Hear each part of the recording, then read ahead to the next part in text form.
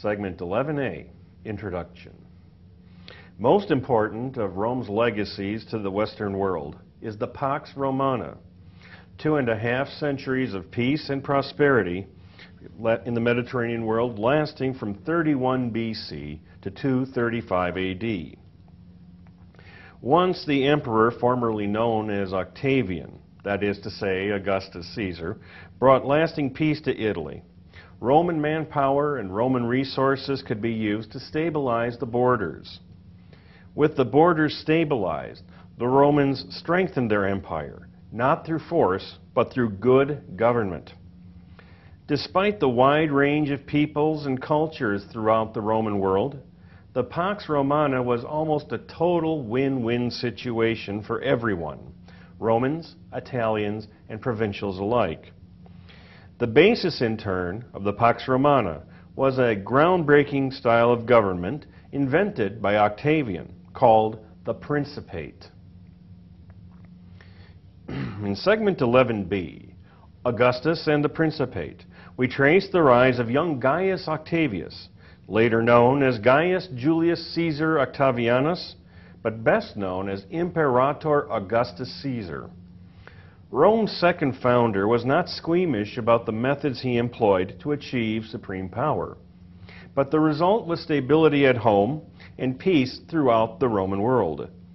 Augustus's great invention was the Principate, ruled by the princeps, or first man.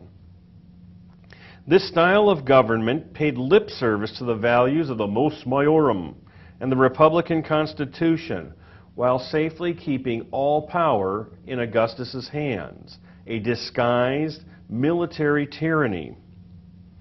Augustus's Principate relied for its success on two factors. First, all the levers of power were in Augustus's hand, including the huge army. The second was Augustus's charismatic personality and high prestige as the savior of Rome. The first of these, the army, could be handed down to his successor as princeps, but the second could not. Segment 11C, Roman propaganda, shows how Augustus enhanced the success of his Principate by promoting himself through skillful propaganda. We'll look at some of this propaganda, and we'll see how Augustus himself viewed Roman virtues. And we'll see how he envisioned Rome's mission to the world. Repellent and absurd as it seems to modern tastes, some ancient peoples, the Egyptians for example, wanted and expected to be ruled by a king who was also a god. There is little doubt that Augustus himself found the idea of being worshipped as a god as repellent and absurd. But if it would help Augustus maintain the Principate and maintain the Pax Romana, peace over the Roman world, Augustus considered his duty to play along. In segment 11D, the 12 Caesars, we meet Augustus's successors. Some were good, some were better than good, and some were genuinely awful. Although the system of the Principate solved the Roman Empire's greatest problems, it did not provide for a smooth transition of power to a worthy successor. There was also the problem of how to remove an incompetent princeps. The solution usually involved the princeps's bodyguard, that is, the Praetorian Guard. The Praetorian Guards provided a quick solution by murdering the princeps, but in so doing they set a bad precedent which would be repeated over and over again.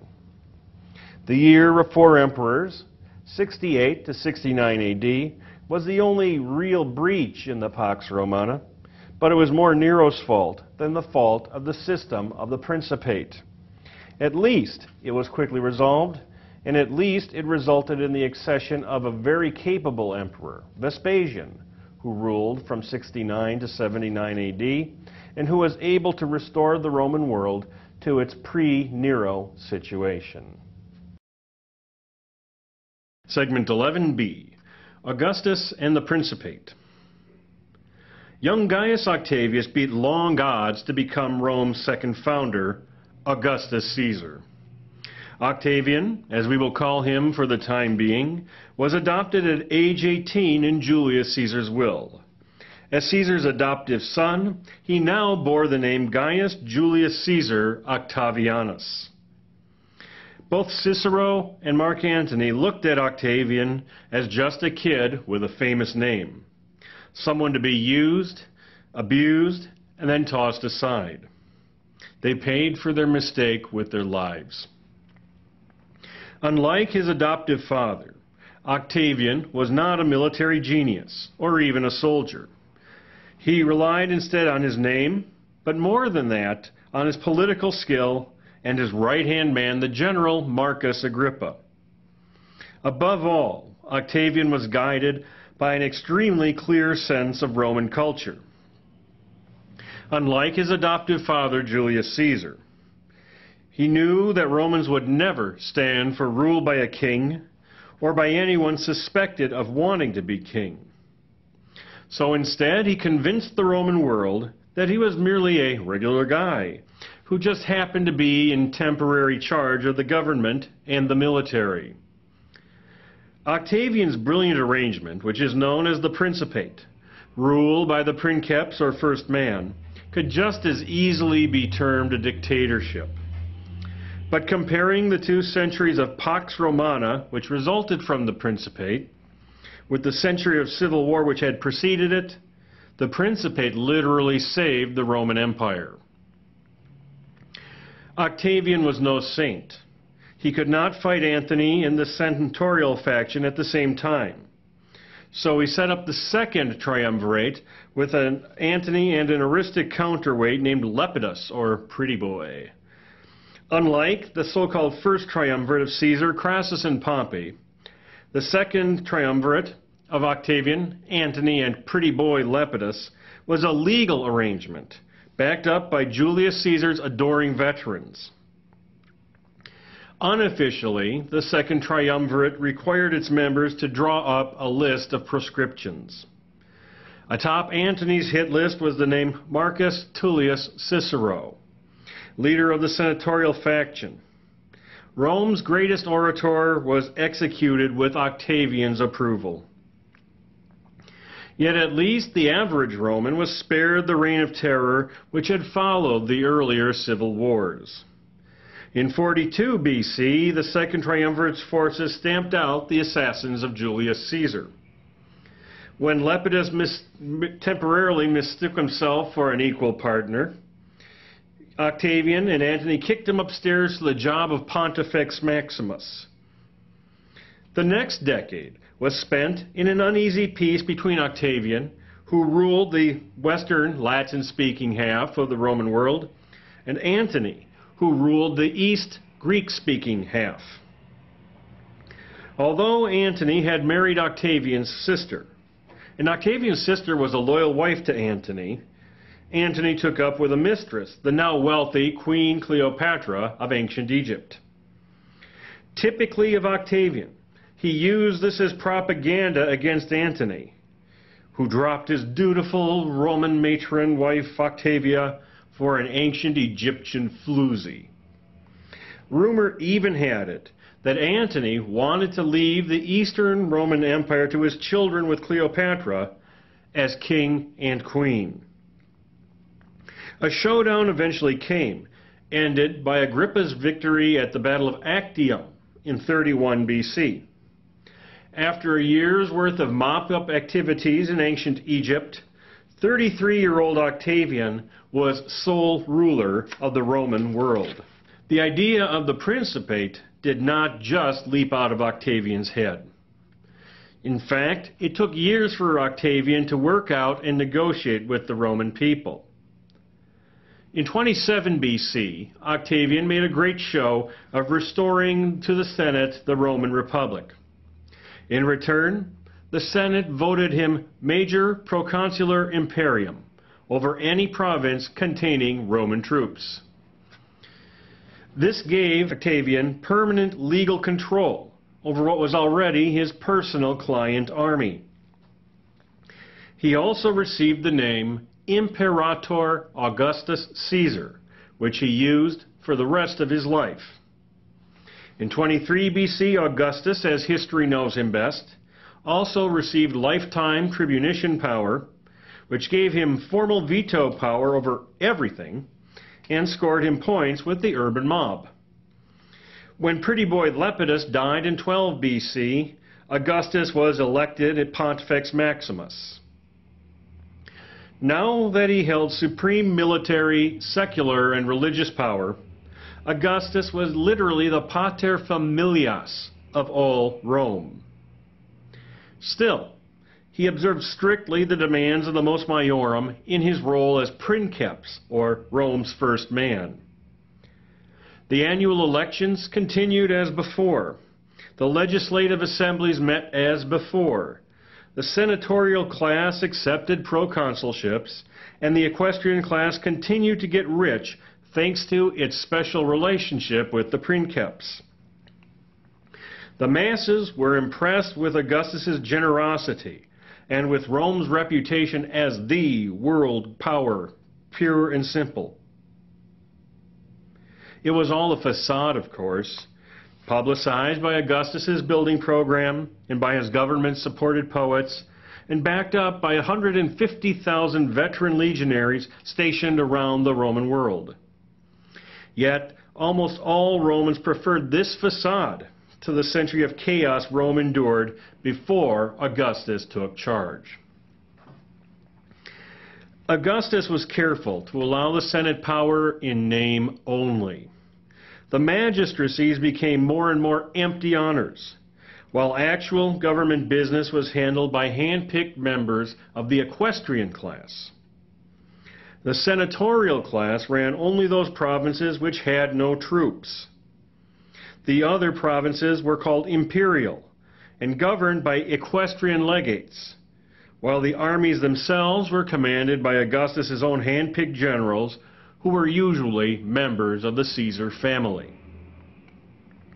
This arrangement bolstered security by virtually removing the threat of any client armies. Every soldier now swore an oath to Augustus and to Rome. This arrangement also benefited the people of the provinces, since Augustus recognized the connection between happy provincials and a smaller Roman military establishment. He therefore ensured that provincial governors actually governed the provinces instead of exploiting them. Augustus also made a big deal of trying to restore that good old-time Roman state religion.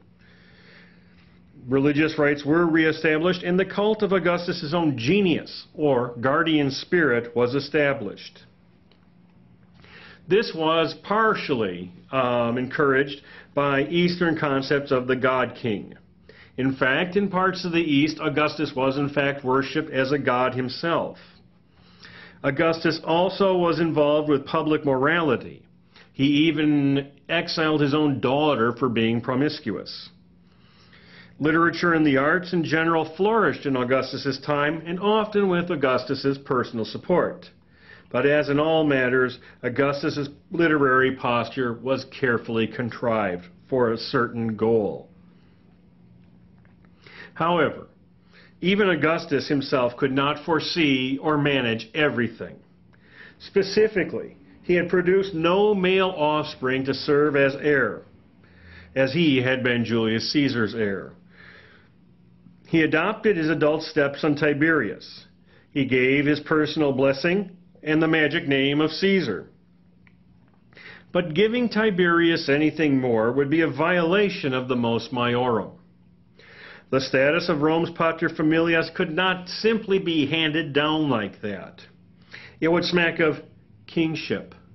It would blow the facade right off of the Principate. Poor Tiberius had a tough act to follow. He had to earn the patria potestas needed to rule the Roman world, all the while standing in the shadow of the big man. Back after this swig of club soda. Segment 11C, Roman Propaganda. Augustus was a master of political propaganda. He maintained and advertised and enhanced his power in every way possible. At the same time, he was careful as always to observe the sense of the mos maiorum. Careful to avoid anything that might possibly suggest he was making the principate hereditary, he merely awarded special honors to the men and women of his family. He started with his adoptive father, Julius Caesar, who was declared a god almost immediately after his death.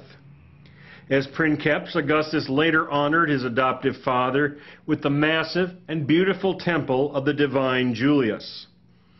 Romans could be trusted to connect the dots and to treat Augustus as the son of a god. His grandsons, whom he adopted at early ages, likewise received high government offices despite their extreme youth.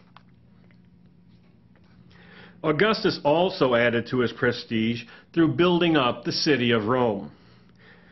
He famously boasted, "I found Rome a city of brick and left it a city of marble." Augustus, the members of his household, and his closest associates undertook dozens of building projects, all at personal expense. Among his major monuments in the city, we've already mentioned the Temple of Divine Julius. Another important Augustan building was the Temple of Mars Ultor, Mars the Avenger, built to celebrate Augustus's victory over the men who had assassinated Julius Caesar. The Ara Pacis Augusti, Altar of Augustan Peace, emphasized Augustus's role as bringer of peace to the Mediterranean world. The Forum of Augustus and the Baths of Agrippa provided the people of Rome with highly functional but beautiful public spaces. Even in his extravagance, Augustus was terrifically practical. Augustus also got his message out through literature. For the masses, he kept it simple. An engraved tablet of his list of accomplishments, the Res Gestae, was placed prominently in all the Roman world's important cities. In this passage, which I'm about to quote, Augustus repeats his claim that he's just a regular Roman guy with a lot of influence. In my 6th and 7th consulates, 28 and 27 BC, after extinguishing the civil war, having obtained all things by universal consent, I handed over the state from my power to the control of the Senate and Roman people. And for my merits by a Senate decree I was called Augustus. The doors of my temple were publicly clothed with laurel, and a civic crown was fixed over my door, and a gold shield placed in the Julian Senate house. The inscription of that shield testified to the virtue, mercy, justice, and piety for which the Senate and Roman people gave it to me. After that time I exceeded all in influence, but I had no greater power than the others who were colleagues with me in each magistracy. Yeah, right, Augustus. Augustus also supported poets and prose writers who would help him glorify the Principate and help him raise Rome's moral tone. He didn't pay the writers directly, of course, because that would be too obvious. But those who towed the party line, however, tended to split their time between huge country estates and beautiful downtown Roman townhouses. One of these was Quintus Horatius Flaccus, Horace of Carpe Diem fame. In his famous ode 1.37, Horace writes, "Now it's time to drink. Time to smite the earth with happy dancing feet and pile the gods' table high with Salian feasts, my friends.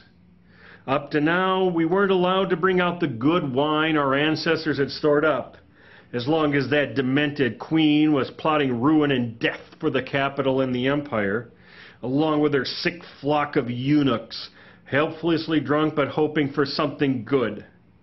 She sure sobered up when she saw that just one ship made it back from the fires, and Caesar gave her wine-logged brain a textbook lesson in terror." Horace is talking, of course, about Augustus's victory over Antony at Actium.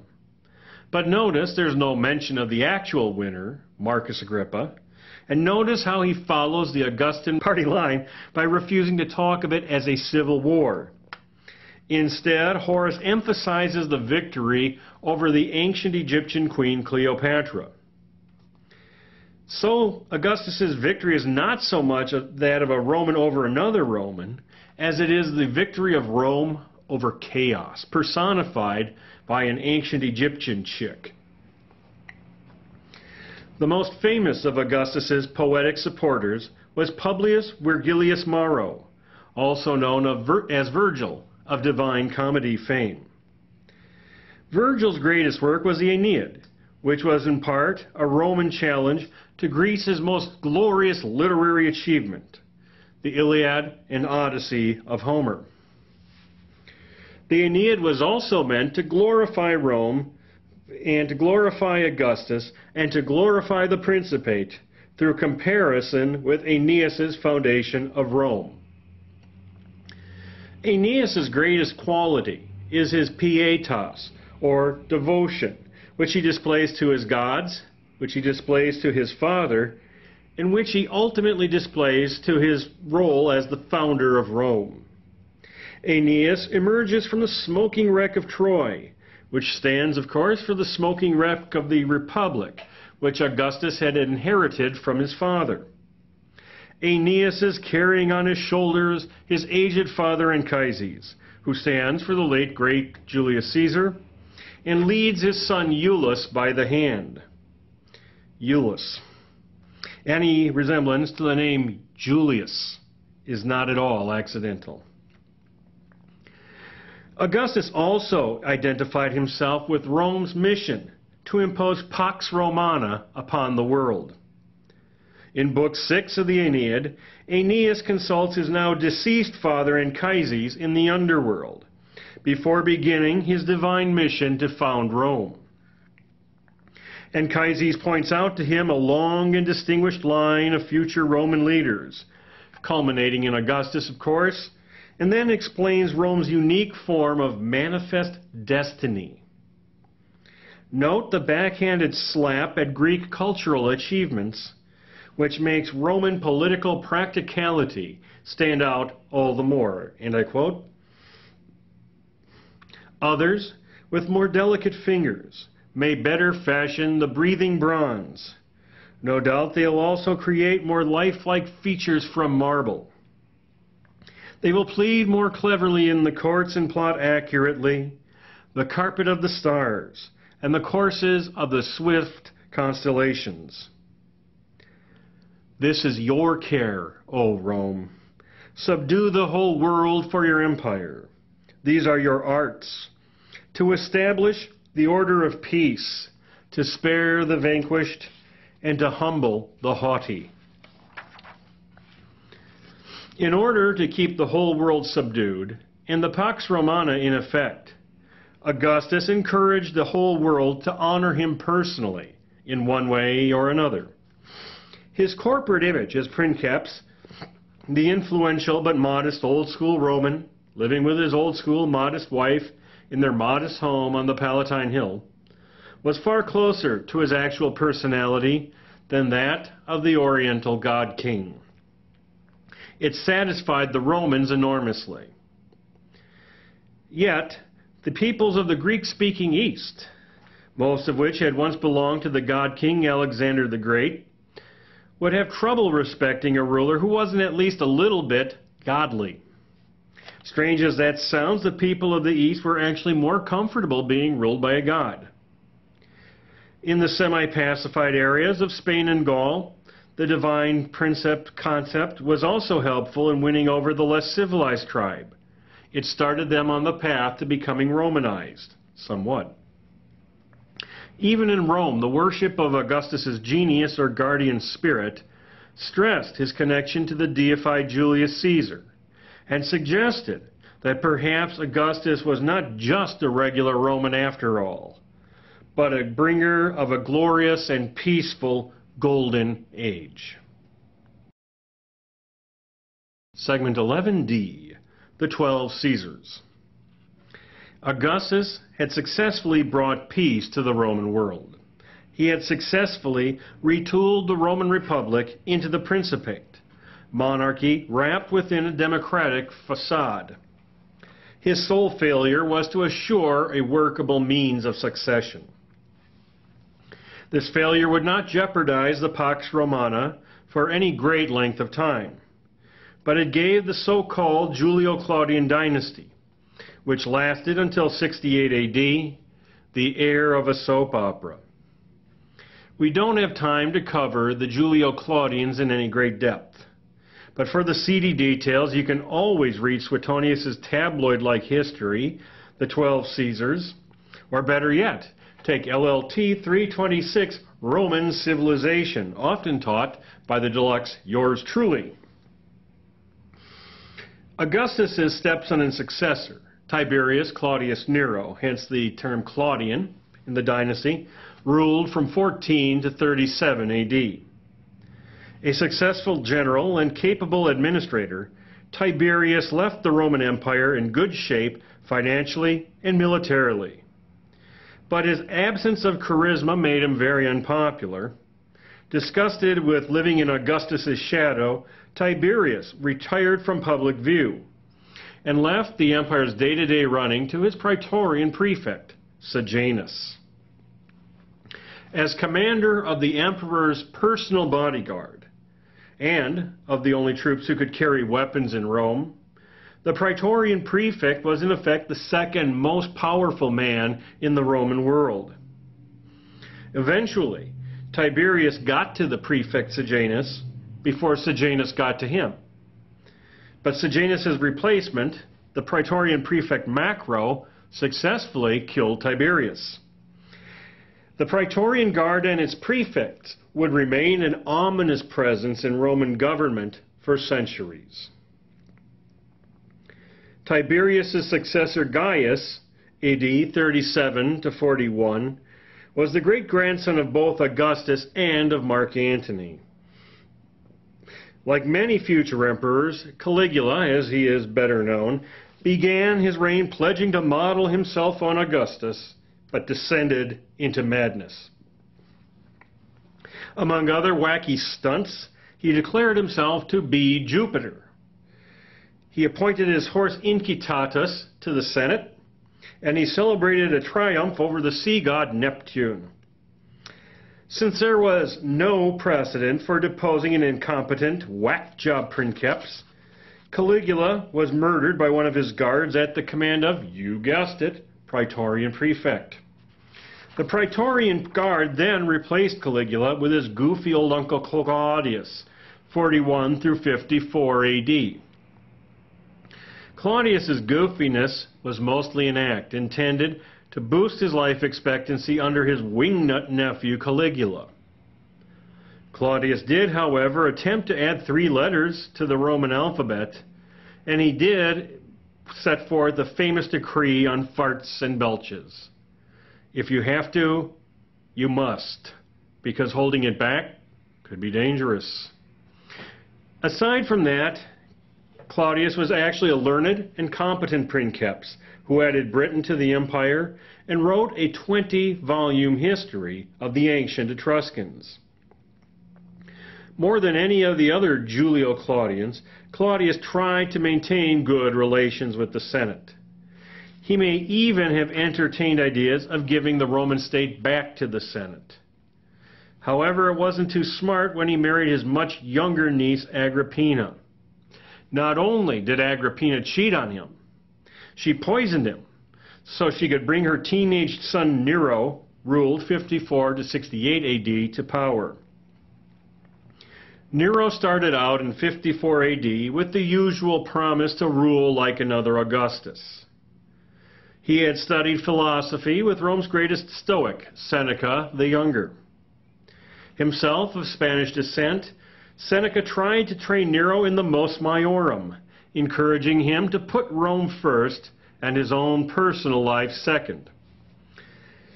But soon Nero found himself immersed in his personal hobbies, playing the lyre, persecuting Christians, and utterly ignoring developments in the empire. Many senators moved into outright opposition, including his old teacher Seneca. Nero didn't play the fiddle while Rome burned in 64, but he did build himself a huge new palace, the so-called Golden House, on the scene of the fire. That was too much even for the masses, who had enjoyed his eccentricities at first, but were now disgusted with him. Once Nero returned from his 67 AD concert tour of Greece, the general Vindex, commanding in France, was named Imperator by his troops. This was a recurrence of the old Roman client army thingy, but his revolt failed. Next, the governor of Spain, Galba, was named Imperator by his troops.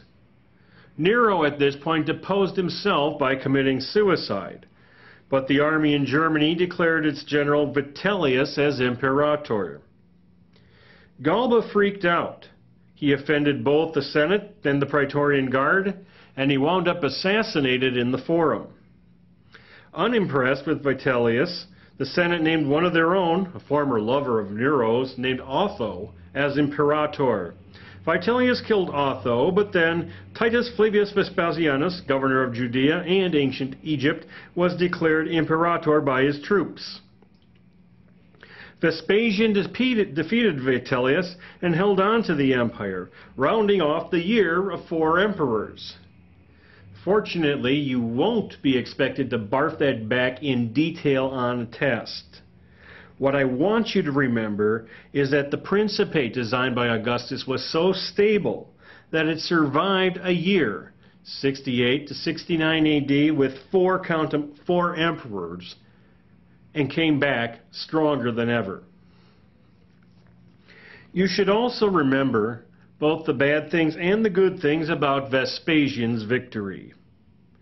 The bad news was that the Principate clearly depended strictly on control of the military. The client army, loyal only to its Imperator, had reappeared on the Roman military scene. Yet, as Vespasian and his sons demonstrated, a strong military man could perform responsibly as princeps. A middle-class Italian, that is to say, he was not born in Rome proper, Vespasian ruled with an iron fist from 69 to 79 AD.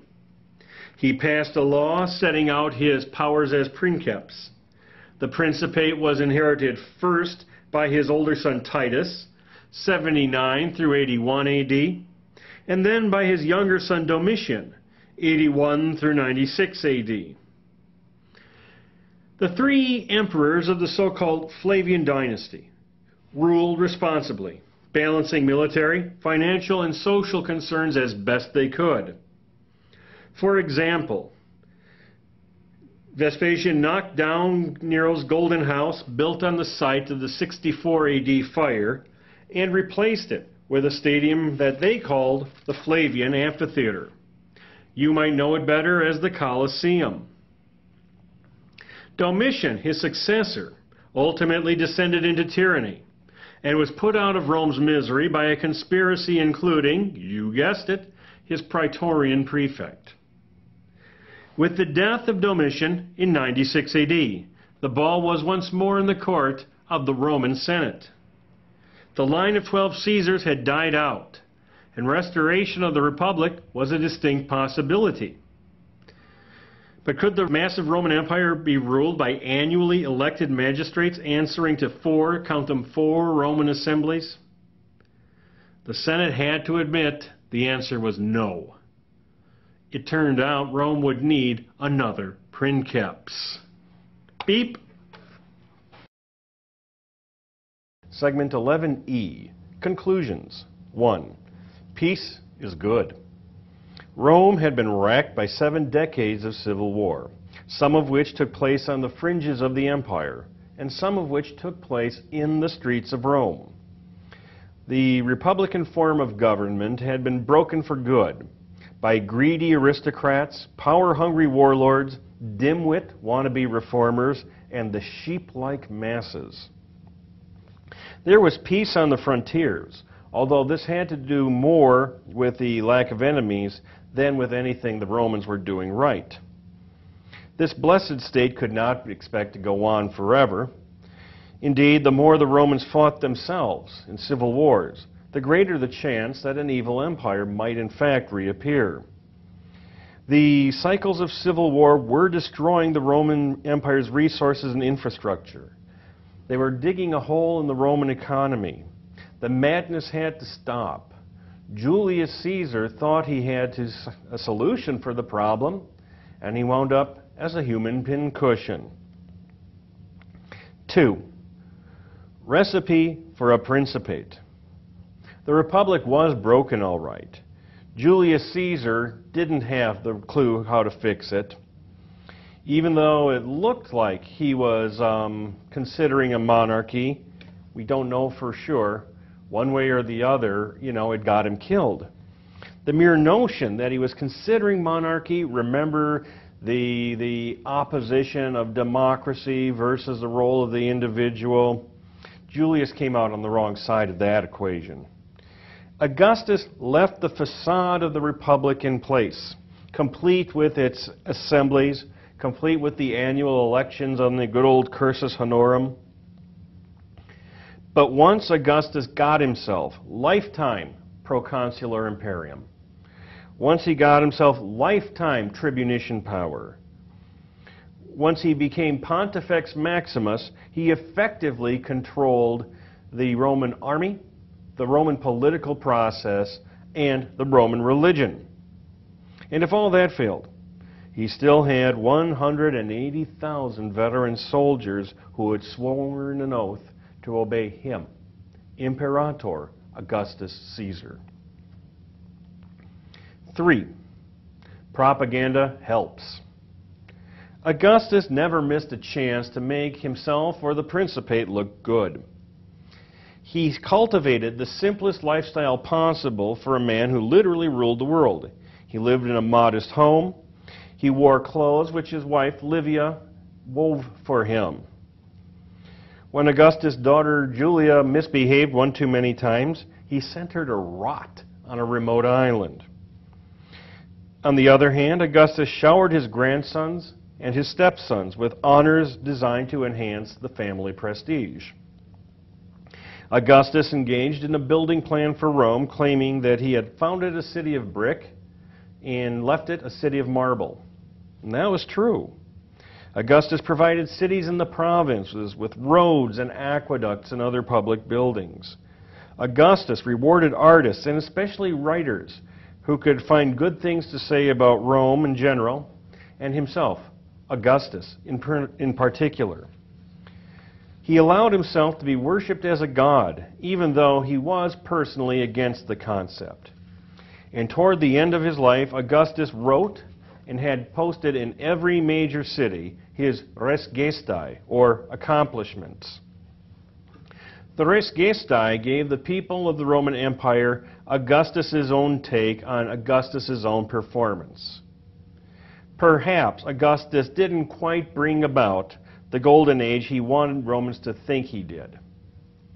He wanted to make sure, though, that his efforts were appreciated, as in fact they were. 4. Succession is key. The Principate was a brilliant solution to the Roman Republic's ills. But even Augustus himself couldn't think himself away around the problem of the succession. Because the Principate was not a legally created entity, but rather an informal agreement between the princeps, the first man, and the state, it could not be formally handed down. For example, if you take a look over there, you'll see the artist formerly known as Prince, and he still is known as Prince these days, I guess. He is who he is what he is, and if he decided to retire and pass it on to me, I mean, I would have the title, I would have the funky sign, I could even have the guitar, and I would be some lame, fat, bald, white guy trying to be Prince. Imagine the dilemma of trying to follow the great and glorious and wonderful Augustus Caesar. You could not match the prestige that he earned for being Rome's savior, but some poor guy had to follow him.